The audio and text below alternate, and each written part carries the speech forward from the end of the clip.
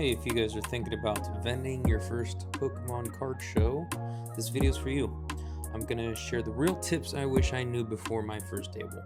Stuff that'll save you time, stress, and help you actually sell. So this is footage from one of my recent shows, vending under my brand Lucky Duck Collectibles. It's not all glamorous, there's setup, waiting, and a lot of talking. But if you do it right, it's super rewarding. So tip number one, price for the show.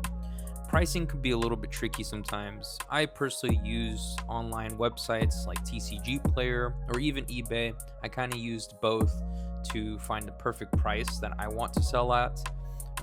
Remember, you're selling in person. Some buyers will pay a little bit extra for the instant ownership. No waiting, no shipping. Just don't be one of those vendors that sell like 150% over market. Remember, we're vendors, not scalpers. Tip number two is keep your table open and inviting. Try to avoid any clutter or piles or walls of binders. Spread things out so people don't feel like they're blocking the table by looking. For us, it was a little bit difficult on day one. We were trying to figure out where to put all the binders, but I think by day two, we kind of had it figured out. Basically, you could see here that we had a binder on each side of the table, so that way people on either side could check them out. Tip number three, I know this one's going to sound pretty obvious, but please bring enough change. I can't tell you how many times I had to have ones and fives. Those were the ones that I used primarily to hand out change, is ones and fives. You don't want to lose out on a deal because you didn't have enough change.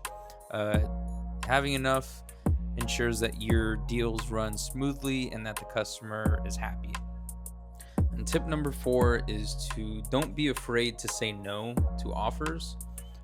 Sometimes an offer from a customer just doesn't make sense, mainly because sometimes it could be a very low ball offer. But of course, you got to be nice about it. You can't just say no with a straight face and pretty much just leave a bad taste in their mouth. But also, to piggyback off of this tip, you got to be willing to sell things not at your sticker price that you have. If you do that, you will probably miss out on a lot of sales.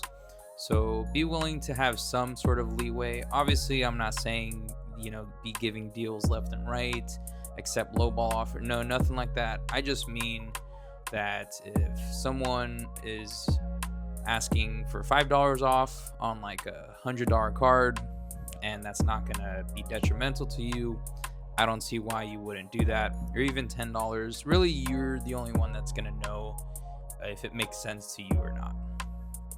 Tip number five is literally just smile. You don't have to like fake a smile, but to be honest, I've been to other card shows or other vendors in the past, and honestly, they didn't have the best customer service. You got to remember, you're dealing with people who are buying stuff from you, so that does make them customers.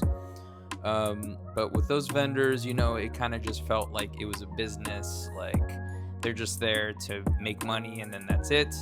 If you're only wanting to do vending just purely to make money, then I suggest you just don't become a vendor. Because honestly, for me, one of my favorite parts about it was helping people complete their part of their set, handing out like some free stuff to kids. Just making people happy made me happy. It felt like I was really a part of the community. And yeah, you just want to make sure that you're a positive in this community with all these negative things that seem to be happening almost every single day in this hobby. And then tip number six is know your neighbors. Introduce yourself to the vendors next to you early on. If they get asked for something they don't have, they might send buyers your way, and then vice versa. For example, the vendors behind us at this show were sports collectors or sports sellers. I believe it was football cards. So a couple people did ask if we were selling sports cards or if we bought any, but I told them no, but the people next to us did. So we sent some customers over to them, and then vice versa. When customers asked them if they had Pokemon, they directed them over to us.